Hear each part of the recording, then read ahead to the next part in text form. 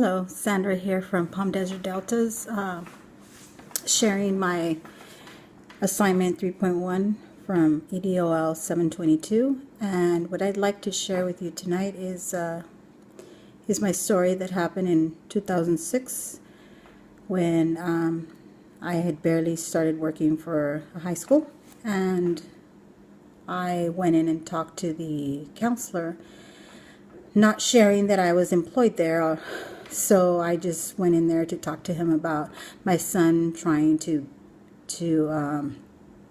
take classes at the college level. When he was a senior, he would graduate that year in the 2006-2007 year.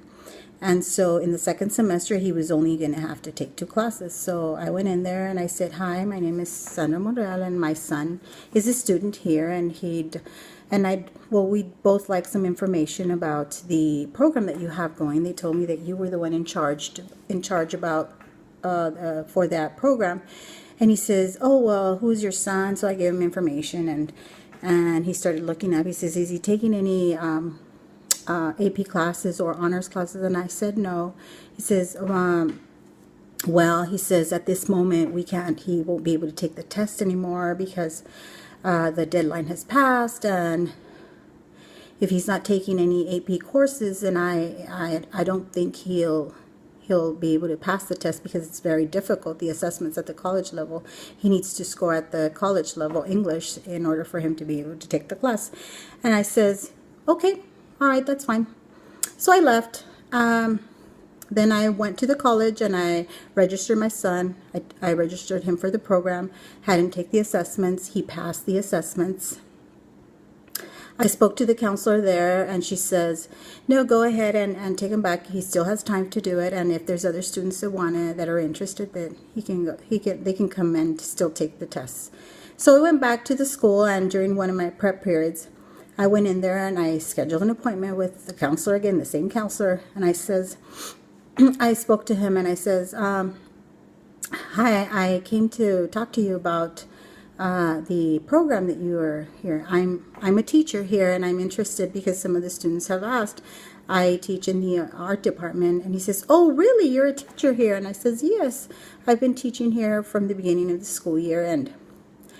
And he says, "Wow, I never knew you were teaching here." And he says, "Well, what it is that you wanted to know about the program?" I said, "Well, I'm just interested in knowing a little more about what it is they require, and because if there's other students that are interested, then they should know, because I took my son and he took his test and he was able to pass, and now he scored, and I need to know what he needs to do after this." And he says, "Okay.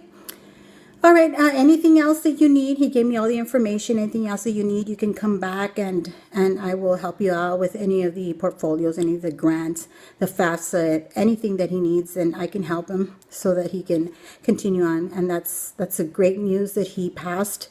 I congratulate you for having a son, that's academically inclined. And so I left. But as I left, I felt that he was being very rude, the way he handled the situation, that thinking that I was just a regular parent coming in for information, and his behavior expressed a sign of stereotyping, and how it's unbelievable how people can do that, just stereotype and not know unless you give them the full story. So that is my single story, and like Shimamanda says, when you share a single story, the bad thing is that it robs the people of recognition. And this is what happened to not only myself, but my son also, that we were not recognized just because of what he saw when I came in. And not until I told him that I was a teacher did he change his perspective on who I was and how he could help me out. And that's my story that I have to share with you. Thank you.